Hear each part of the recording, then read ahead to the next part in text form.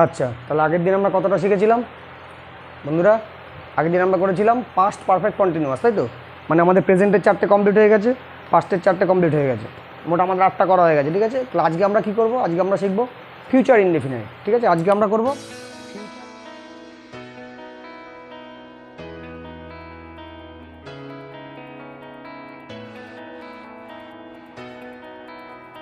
এর অর্থ হচ্ছে সাধারণ ভবিষ্যৎ। তাহলে আজকে আমরা শিখবো ফিউচার ইনডেফিনাইট, এর অর্থ হচ্ছে সাধারণ ভবিষ্যৎ। কারণ আমরা একটা জিনিস শিখেছি, ইনডেফিনাইট কথার অর্থ হচ্ছে সাধারণ, আর ফিউচার মানে ভবিষ্যৎ। তাহলে ফিউচার ইনডেফিনাইট মানে হলো গিয়ে সাধারণ ভবিষ্যৎ। তাহলে অর্থাৎ মানে সাধারণ ভবিষ্যৎটা কি না, অর্থাৎ কোনো কাজ মানে ভবিষ্যৎকালে সাধারণভাবে ঘটবে বোঝায়। সাধারণভাবে ঘটবে মানে এর মধ্যে কোনো বাহুল্য নেই, ওই যে ঘটতেই থাকবে, ঘটে গিয়ে থাকবে সব নয়, সাধারণভাবে ঘটবে, কোনো কাজ হবে আর কি, কোনো কাজ হবে, সম্পন্ন হবে, সেটাকে বলা হয় ফিউচার ইনডেফিনাইট। এবার এত এত এত নানা রকম মানে বিস্তৃত বোঝার দরকার নেই। শর্টে বুঝতে গেলে কি বুঝতে হবে? শর্টে যদি আমরা বুঝতে চাই তাহলে আমরা কী করবো না, ফিউচার ইনডেফিনাইট কী থাকলে বুঝবো না, একটা বাক্যের ক্রিয়াপদ থেকে সাধু ভাষায় নিলে যদি ইবো ইবে ইবা পাওয়া যায়, ইবো ইবে ইবা কী কী পাওয়া যাবে? সাধু ভাষায় নিলে বাক্যের ক্রিয়াপদটাকে ইবো, ঠিক আছে, ইবে আর ইবা। একটা বাক্যের ক্রিয়াপদ থেকে সাধু ভাষায় নিলে যদি ইবো ইবে ইবা পাওয়া যায়, এই যে ইবো ইবে ইবা, তাহলে বুঝতে হবে সেটা ফিউচার ইনডেফিনাইট টেন্সে আছে। ইবো ইবে ইবা যদি থাকে, বোঝা গেল ফিউচার ইনডেফিনাইট টেন্স। এই এবার এই ইবো ইবে ইবাটা কী করে পাওয়া যাবে সেটা একটু ভেঙে দেখাই। যেমন ধরো যদি থাকে খাবো, খাবো, এটাকে ভাঙলে কী হবে? এটাকে সাধু ভাষায় নিলে হবে খাইবো, কী পাওয়া যাবে? ইবো, বোঝা গেল। আবার ধরো যদি থাকে তো যাবে, আজকে একটু মিশিয়ে দিই, হ্যাঁ, মানে বিভিন্ন রকম মিশিয়ে লিখি, যাবে, তাহলে কী হবে? এটাকে সাধু ভাষায় নিলে হবে যাইবে, যাইবে, তাহলে কী পাওয়া গেল? ইবে, এখান থেকে পাওয়া গেল ইবে, ঠিক আছে। আবার যেমন ধরো এই ইবাটা সেরকম আসে না, ব্যাপারটা বোঝা গেল, ইবাটা সেরকম কিন্তু আসে না, মানে বললে বাবা ইবাটা আবার কীরকম, এরকম কোনো কথা হয় নাকি? যেমন যদি থাকে বলবা,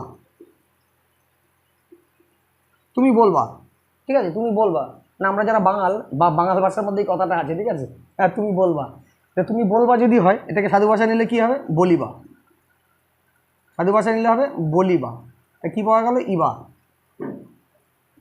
তাহলে কী পাওয়া গেল? ইবা, বুঝা গেল। ইবো ইবে ইবা তাহলে কীভাবে পাওয়া গেল? কী বললাম? ফিউচার ইনডেফিনাইট টেন্স কী করে বুঝবো না, ফিউচার ইনডেফিনাইট টেন্সে ক্রিয়াপদ থেকে সাধু ভাষায় নিলে এই ইবো ইবে ইবা পাওয়া যায়। এই ইবো আর ইবেটাই বেশি পাওয়া যায়, ইবাটা খুব একটা পাওয়া যায় না, ইবাটা কিন্তু খুব একটা শোনা যায় না। ওই যে বললাম কেন শোনা যায় না, দেখো খাবো, খাবোটাকে যদি সাধু ভাষায় নেই, সাধু ভাষায় নিই তাহলে কী হবে? খাইবো, ইবো পাওয়া যাবে, এই যে ইবো, ইবো পেয়ে গেছি। আবার ধরো যাবে, যদি বলি যাবে, যে আগামীকাল আমার দাদা কলকাতায় যাবে, তো যাবে, যাবেটাকে যদি সাধু ভাষায় নিই তাহলে কী হবে? যাইবে, যাইবে, ইবে পাওয়া যাবে, তাহলে যে ইবে পাওয়া গেল, ঠিক আছে। আর এই যে ইবাটা, এই যে ইবাটা খুব একটা পাওয়া যায় না, শোনা যায় না, কারণটা যে বললাম এটা বাঙাল ভাষা, মানে আমরা বাঙালরা এরকম কথা বলি অনেক সময়, বলবা, যাইবা, এরকম বলি আর কি। তো এই যে বলবা যদি বলি, বলবা, তো বলবাটা সাধু ভাষায় নিলে কী হবে? বলিবা, তুমি বলিবা, ঠিক আছে, তাহলে কী পাওয়া যাবে? ইবা। এই যে লয় হস্যিটাকে যদি হস্যি ধরি তাহলে কী পাওয়া যাবে? ইবা পাওয়া যাবে, তাহলে ইবো ইবে ইবা। তো যেটা বলে দিলাম, এই ইবাটা খুব একটা শোনা যায় না কথার মধ্যে, কিন্তু ইবো ইবেটা আসে, ইবো ইবেটা থাকে, মানে আমাদের ফিউচার ইনডেফিনাইট টেন্সকে, ফিউচার ইনডেফিনাইট টেন্সের বাংলা যে বাক্যগুলো সেগুলোকে যদি ক্রিয়াপদকে সাধু ভাষায় নেওয়া হয় তাহলে ইবো ইবাটা পাবে, ইবো আর ইবেটা মানে অনেক বেশি পাবে, ইবাটা ন্যাচারালি পাবে না হয়তো। তো তাও 3টে লিখে দিলাম, ইবো ইবে ইবা, এই 3টে থাকলে ফিউচার ইনডেফিনাইট টেন্স হয়। ব্যাপারটা বোঝা গেল কীভাবে হয়, কীভাবে আমরা খুঁজে পাই ফিউচার ইনডেফিনাইট টেন্সটা। এবারে স্ট্রাকচারটা দেখি, যে গঠন প্রণালীটা কি। গঠন প্রণালীটা হচ্ছে সাবজেক্ট, প্রথমে সাবজেক্ট, যেমন সব বাক্যেই বসে, মানে সব টেন্সেই, সব ইংলিশ সেন্টেন্স তৈরি করতে গেলেই বলেছি অ্যাসার্টিভ সেন্টেন্সের ক্ষেত্রে প্রথমে সাবজেক্টই বসে, এটা প্রথমে সাবজেক্ট বসবে, তারপর অক্সিলারি ভার্ব বা সাহায্যকারী ক্রিয়া হিসাবে শ্যাল অথবা উইল বসবে, শ্যাল অথবা উইল, এই শ্যাল অথবা উইল বসবে। আর কোথায় শ্যাল কোথায় উইল বসবে সেটা বলে দিচ্ছি আমি। তার সাবজেক্ট, তারপর হচ্ছে শ্যাল বা উইল বসে, তারপর হচ্ছে ভার্ব, ভার্বের কী বসে? ভার্বের প্রেজেন্ট রূপ বসে, ভার্বের প্রেজেন্ট রূপ বসে, ঠিক আছে। ভার্বের সবসময় প্রেজেন্ট রূপ বসবে, পাস্ট বসবে না, আইএনজি লাগানো যাবে না, কিচ্ছু না, ভার্বের শুধু প্রেজেন্ট রূপটা বসে যাবে। প্লাস কী বসে? প্লাস অবজেক্ট বসে, প্লাস অবজেক্ট, আর প্লাস দ্য রেস্ট, বাকি যদি বাকি অংশ কিছু থাকে, ঠিক আছে, সেটা বসে যাবে, বোঝা গেল। তাহলে স্ট্রাকচারটা কী লিখলাম না, ফিউচার ইনডেফিনাইট টেন্সের স্ট্রাকচার, না ফিউচার ইনডেফিনাইট টেন্সের স্ট্রাকচার হচ্ছে প্রথমে সাবজেক্ট বসে, তারপর শ্যাল অথবা উইল বসে। এবার এই যে শ্যাল অথবা উইল এটা কোথায় বসে? এটা একটুখানি জানার ব্যাপার আছে। দেখো শ্যালটা আই আর উই থাকলে বসে। আই আর উই এই দুটো ওয়ার্ড শুধু ইংরাজিতে, আই মানে আমি আর উই মানে আমরা, এই দুটোর ক্ষেত্রে সাধারণত শ্যাল বসানো হয়। সাধারণত কেন বললাম, এর পিছনে কারণ আছে, না কিছু চেঞ্জ করেও লেখা হয় অনেক সময়, সেগুলো পরে বলছি।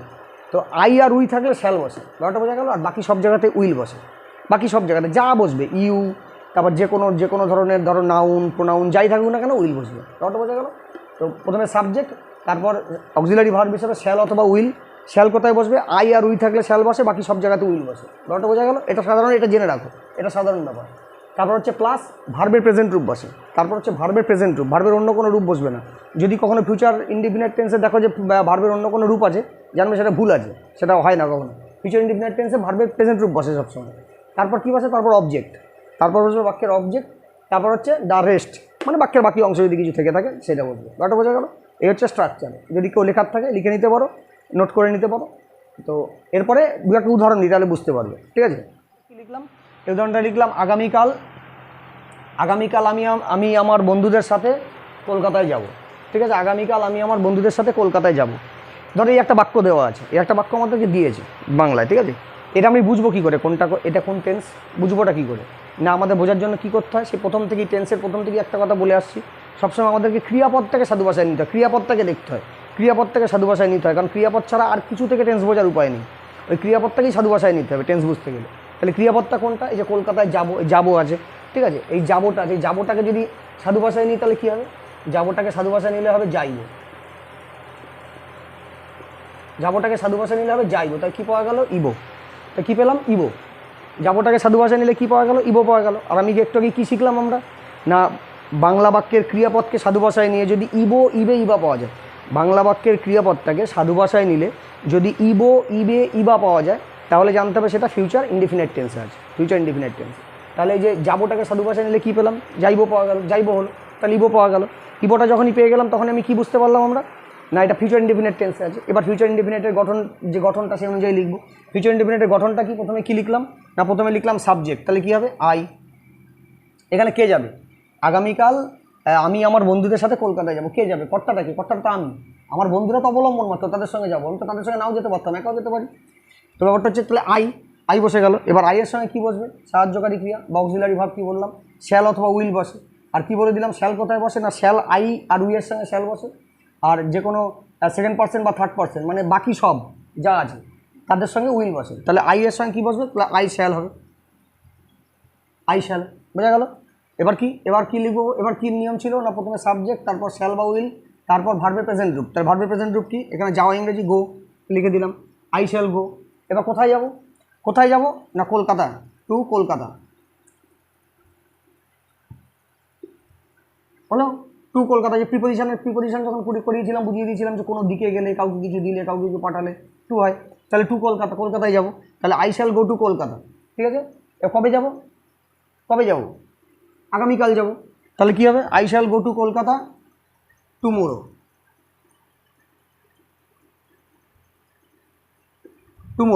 হলো। এবার কাদের সঙ্গে যাব, উইথ মাই ফ্রেন্ডস,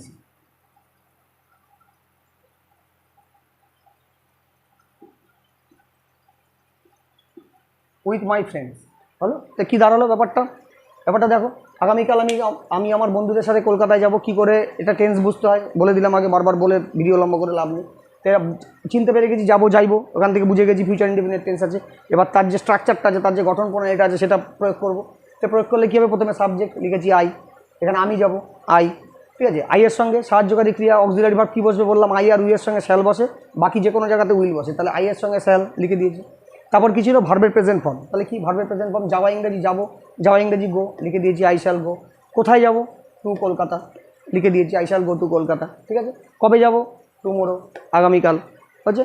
আর কার সঙ্গে যাব, উইথ মাই ফ্রেন্ডস, তাহলে কি দাঁড়ালো, I shall go to Kolkata tomorrow with my friends. আবার এই টুমোরোটা শেষেও দিতে পারতাম, যদি কারো রকম সন্দেহ হয় যে টুমোরোটা কি শেষে দেওয়া যেত, না হ্যাঁ দেওয়া যেত, তাহলে এটাকে আগে লিখতে হতো, I shall go to Kolkata. এইটুকখানি হচ্ছে আমাকে নিয়ম মেনে করতেই হবে, যেমন গঠন আছে subject plus auxiliary verb plus ভার্বের প্রেজেন্ট রূপ, এইটুকখানি আমাকে লিখতেই হতো, I shall go to Kolkata, তারপর অবজেক্ট, ঠিক আছে। এই পর্যন্ত আমার হয়ে গেছে।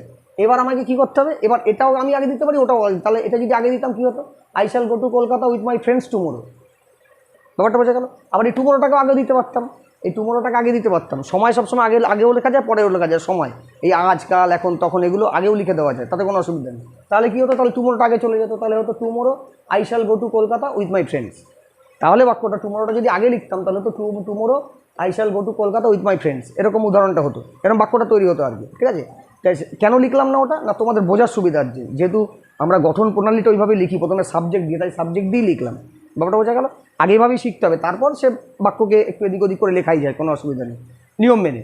ব্যাপারটা বোঝা গেল, তাহলে হয়ে গেল। আচ্ছা, তাহলে আমাদের বোঝা হয়ে গেল ফিউচার ইনডেফিনিট টেন্সটা কীভাবে হয়, কীভাবে কী থাকলে বুঝি, মানে ফিউচার ইনডেফিনিট টেন্স, প্রেজেন্ট বললাম ফিউচার ইনডেফিনিট টেন্স কী থাকলে বুঝি, আর তার গঠন প্রণালী কী তার উদাহরণ লিখলাম। এইবার এই প্রসঙ্গে একটা কথা বলি, ফিউচার ইনডেফিনিট টেন্সের কিছু ব্যাপার আছে আরও। এই যে আমি কী বললাম, শ্যাল বা উইল অক্সিলারি ভার্ব, শ্যাল বা উইলটা কীভাবে ব্যবহার বললাম না, আই আর উই থাকলে, আই আর উই মানে কি ফার্স্ট পার্সন থাকলে, ফার্স্ট পার্সন বা আই আর উই থাকলে শ্যাল বসে, আর যে কোনো সেকেন্ড পার্সন এবং থার্ড পার্সনের ক্ষেত্রে উইল বসে, এটাই বললাম তো। কিন্তু এক্ষেত্রে কিছু আবার ব্যতিক্রম আছে। ব্যতিক্রমটা কীরকম, যদি ধরো দৃঢ় সম্পর্ক বা প্রতিজ্ঞা বোঝায়, দৃঢ় সংকল্প বা প্রতিজ্ঞা বোঝায়, সেক্ষেত্রে কিন্তু শ্যাল বা উইলটা পাল্টে যায়। আইয়ের পরে যেখানে শ্যাল হওয়ার কথা সেখানে উইল হয়, মানে যেখানে আমি দৃঢ় প্রতিজ্ঞ, কারণ ভবিষ্যৎ তো আমরা কেউ জানি না, ভবিষ্যতে কী ঘটবে, 10 মিনিট পরে কী ঘটবে আমরা কেউ জানি না, সেটা তো সম্ভাবনা, ভবিষ্যৎ তো সম্ভাবনা। কিন্তু ভবিষ্যতে যদি আমরা শপথ করে বসি এটা করবই, ওটা হবেই, সেক্ষেত্রে কী হয়, সেক্ষেত্রে শ্যালের জায়গায় উইল হয়, উইলের জায়গায় শ্যাল হয়, পাল্টে যায়। ব্যাপারটা বোঝাতে পারলাম। সেক্ষেত্রে যদি সংকল্প বা প্রতিজ্ঞা বোঝায়, মানে করবই, কোনো জোর দিয়ে কিছু, মানে ধরো আমি আগামীকাল কলকাতা যাব, এটা একটা সাধারণ বাক্য, আমি আগামীকাল কলকাতা যাব, এটা হচ্ছে ফিউচার ইনডেফিনিট টেন্স, নর্মালি বসবে tomorrow I shall go to Kolkata, অথবা I shall go to Kolkata tomorrow, যে আমি আগামীকাল কলকাতায় যাব। কিন্তু এটাই যদি মানে জোর দিয়ে বলা হয়, একদম সংকল্প, আমি আগামীকাল কলকাতা যাবই, মানে পৃথিবী উতাল পাতাল হয়ে যাবে, আমি কলকাতা যাবই, সেক্ষেত্রে কিন্তু শ্যালের জায়গায় উইল হবে, সেক্ষেত্রে শ্যালের জায়গায় উইল হবে, তখন হবে I will go to Kolkata tomorrow. ব্যাপারটা বোঝা গেল। তাহলে কী হবে, যদি সংকল্প বা প্রতিজ্ঞা বোঝায়, যেমন ধরো আমি আগামীকাল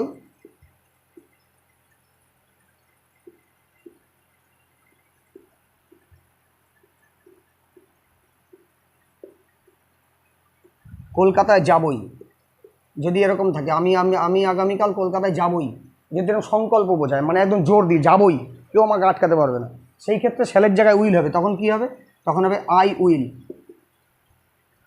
গো to Kolkata, I will go to Kolkata,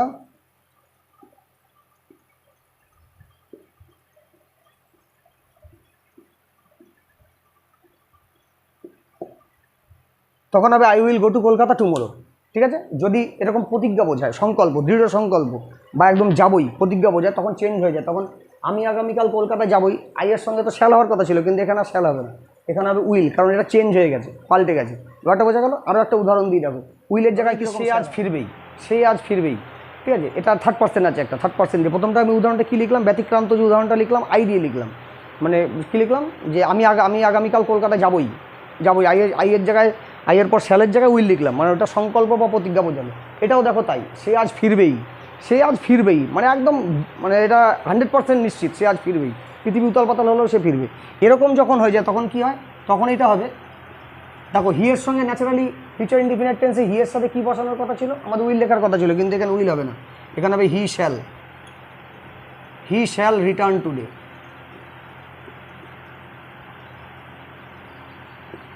এটা হবে হি শ্যাল রিটার্ন টুডে। কিন্তু যদি এই ফিরবেই, এই হর্ষইটা যদি না থাকতো, সে আজ ফিরবে যদি থাকতো, সে আজ ফিরবে, তাহলে কী হতো, ফিরবেটাকে সাধু ভাষায় নিলে ইবে পাওয়া যেত, মানে ফিউচার ইনডিফিনিট টেন্স হতো, সাধারণ ইনডিফিনিট হতো, মানে সাধারণ ইনডিফিনিট বলছি, মানে একদম নর্মাল হতো, নর্মাল ইনডিফিনিট হতো, সাধারণ ভবিষ্যৎ হতো।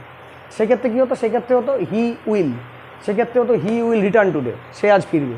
কিন্তু এখানে কী লেখা আছে, ফিরবেই, একদম জোর দেওয়া আছে বাক্যের মধ্যে। ওই যে বললাম সংকল্প বা প্রতিজ্ঞা বোঝালে, সেক্ষেত্রে কী হয়, এই যে সে আজ ফিরবেই, তাহলে কী হবে, হি শ্যাল রিটার্ন টুডে, উইলের জায়গায় শ্যাল হয়ে গেল, এই যে উইলের জায়গায় শ্যাল হয়ে গেল, পাল্টে দেওয়া হলো, কারণ যেহেতু মানে একদম ভবিষ্যতে কী হবে জানি না, কিন্তু আমি আর নিজেই একদম ভগবানের মতো প্রতিজ্ঞা করে বসছি, মানে এটা করবোই বা সে এটা করবেই, ওই জন্য মানে এক্ষেত্রে কী হয়, ফিউচার ইনডিফিনিট টেন্সে অক্সিলারি ভার্বগুলো উল্টে দেওয়া হয়, শ্যালের জায়গায় উইলের জায়গায় শ্যাল, এই প্রতিজ্ঞা বোঝানোর জন্য। ব্যাপারটা বোঝা গেল, এই হলো ব্যাপার, এইটা এই দুটো বোঝা গেল। আরেকটা কথা বলি, আরেকটা হচ্ছে একদম নিকট ভবিষ্যৎটা কীরকম, ধরো আজ বিকেলে আমি সিনেমায় যাচ্ছি, বন্ধুদের সাথে সিনেমায় যাচ্ছি। দেখো আমি কিন্তু এখন যাচ্ছি না, কখন যাচ্ছি, আজ বিকেলে, এখন বিকেলও হয়নি কিন্তু, এখন কিন্তু বিকেলও হয়নি, আমি বিকেলে যাব, মানে বিকেলে কথাটাও তো যাবো বিকেলে, কিন্তু যাবোটা আমি একদম নিশ্চিত, মানে আমার টিকিট ফিকিট কাটা হয়ে গেছে একরকম আর কি, নিশ্চিত। সেক্ষেত্রে আমি আর যাবো বলছি না, যাওয়া আমার ক্যান্সেল হতেই পারে, সেটা আলাদা কথা। কিন্তু আজ বিকেলে আমি বন্ধুদের সাথে সিনেমায় যাবো এটা বলছি না। আমি কি বলছি না, নিকট ভবিষ্যৎকে অনেক সময় প্রেজেন্ট কন্টিনিউয়াস আকারে বলা যায়। নিকট ভবিষ্যৎকে, এটা ফিউচার ইনডিফিনাইট যখন আলোচনা করছি তখন এটা বলে দেওয়া দরকার না। নিকট ভবিষ্যৎকে মানে আমি যেন একদম, সে আমার মন ফোন সব চলে গেছে সিনেমা হলে অলরেডি, মানে বন্ধুদের সাথে তো যাবো, শরীরটা যাবে, আমার মন অলরেডি সিনেমা হলে চলে গেছে, এরকম একদম নিকট ভবিষ্যৎ। এই আজ বিকেলে আমি আমার বন্ধুদের সাথে সিনেমায় যাচ্ছি, ঠিক আছে, আজ বিকেলে বন্ধুদের সাথে সিনেমায় যাচ্ছি, বা আজ বিকেলে আমি বন্ধুদের সাথে একটু রেস্টুরেন্টে যাচ্ছি। এই যে ব্যাপারটায় যাচ্ছি, এখনও কিন্তু যাচ্ছি না, যাওয়াটা হয়ও নি, কিন্তু আমি একদম নিশ্চিত, মানে আমি একদম দেখতে পাচ্ছি যে বন্ধুদের সঙ্গে যাচ্ছি, মানে আমার মন পৌঁছে গেছে ওইখানে। এরকম ক্ষেত্রে, এরকম নিকট ভবিষ্যতের ক্ষেত্রে তখন অনেক সময় কিন্তু ব্যাপারটা তোমরা তো মানে দেখলে ভাববে যে এটা কীরকম হলো, অনেক সময় কিন্তু তখন ফিউচার ইনডিফিনিট টেন্সের নিয়মে লেখা হয় না, তখন যে I shall go two restaurant with my friend today afternoon, এরকম হয় না কিন্তু, তখন কী হয়, তখন এটাকে কন্টিনিউয়াসের আকারে লেখা হয়, প্রেজেন্ট কন্টিনিউয়াসের আকারে, মানে আজ বিকেলে আমি বন্ধুদের সঙ্গে রেস্টুরেন্টে যাচ্ছি, বা আজ বিকেলে আমি বন্ধুদের সঙ্গে সিনেমায় যাচ্ছি, কাউকে বললাম, ব্যাপারটা বোঝা গেল। যেমন ধরো উদাহরণটা এরকম,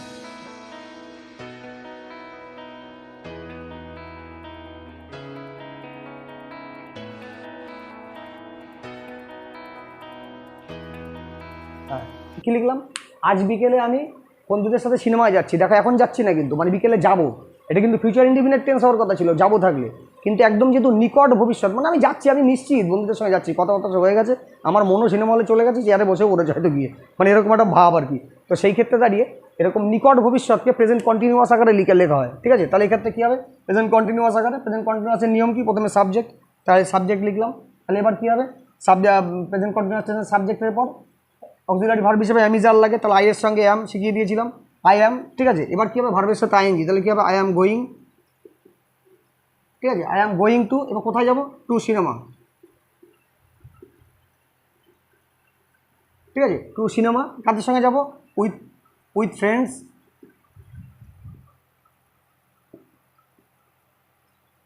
এখানে আমি আমার বন্ধুদের সাথে লিখিনি, বন্ধুদের সাথে লিখেছি, তাই উইথ ফ্রেন্ডস, ঠিক আছে। কখন যাব, আজ বিকালে, টুডে আফটারনুন,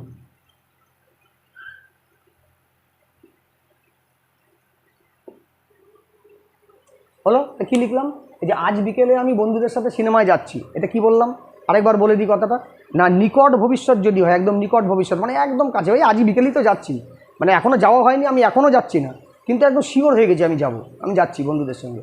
এরকম ক্ষেত্রে অনেক সময় আমরা কথাগুলো দেখবে এরকম বলি, বা আমরা বলি কিন্তু আজ বিকেলে বন্ধুদের সাথে সিনেমায় যাবো, একটা হতে পারে যাবো, সেটা ফিউচার ইনডিফিনিট টেন্স, কিন্তু আমরা অনেক সময় কিন্তু এরকমভাবে বলি, হয়তো এই আগামীকাল আমরা দিল্লি যাচ্ছি, আগামীকাল আমরা দিল্লি যাচ্ছি, এই যে যাচ্ছি আগামীকাল, আগামীকাল তখন আসেও নি, জানিও না যাবো কি যাবো না, হবে কি হবে না, হতেও পারে হাত ভেঙে যেতে পারে, ঠ্যাং ভেঙে যেতে পারে, তো যাচ্ছি, মানে মোটামুটি নিশ্চিত হয়ে গেছি, আমাদের টিকিট ফিকিট কনফার্ম হয়ে গেছে, যাচ্ছি। তো সেরকম ক্ষেত্রে অনেক সময় নিকট ভবিষ্যৎকে প্রেজেন্ট কন্টিনিউয়াস আকারে লেখা হয়, প্রেজেন্ট কন্টিনিউয়াস আকারে ইংরেজিতে লেখা হয়, বা বাংলাতেও আমরা বলি অনেক সময় যে আগামীকাল দিল্লি যাচ্ছি, বা আজ বিকেলে আমি বন্ধুদের সাথে সিনেমায় যাচ্ছি। তো সেই ক্ষেত্রে নিকট ভবিষ্যৎটাকে কী বললাম, প্রেজেন্ট কন্টিনিউয়াস আকারে লেখা হয়, তাই এটা হচ্ছে প্রেজেন্ট কন্টিনিউয়াস আকারে লেখা। এই যে আজ বিকেলে আমি বন্ধুদের সাথে সিনেমায় যাচ্ছি, কন্টিনিউয়াস, প্রেজেন্ট কন্টিনিউয়াসের নিয়ম অনুযায়ী সাবজেক্ট, তারপর অক্সিলারি হিসাবে অ্যামিজার, তারপর ভার্বের সাথে আইএনজি, তারপর কোথায় যাচ্ছি, to cinema with friends today afternoon, ব্যাপারটা বোঝা গেল। এটা হচ্ছে ফিউচার ইনডিফিনাইটের পুরো মানে সিস্টেম। ফিউচার ইনডিফিনাইট এভাবে হয়, প্রথমে বুঝিয়ে দিলাম, তারপর কিছু ব্যতিক্রান্ত যে ব্যাপারগুলো সেগুলো বলে দেওয়া দরকার তোমাদের, বলে দিলাম, ঠিক আছে। আজকে এই পর্যন্তই, এরপর দিন আমরা শিখবো ফিউচার কন্টিনিউয়াস। হ্যাঁ, আরেকটা কথা বলি, যদি কারো কোনো বুঝতে অসুবিধা হয়, কোথাও কোনো প্রশ্ন থাকে, কোনো সমস্যা থাকে, তাহলে কমেন্ট বক্সে কমেন্ট করবে, ঠিক আছে, আমি ব্যাপারটা আরও যদি কারো সমস্যা থাকে বুঝিয়ে দেওয়ার চেষ্টা করবো। বোঝা গেল? আজকে তাহলে এই পর্যন্তই। জয় হিন্দ।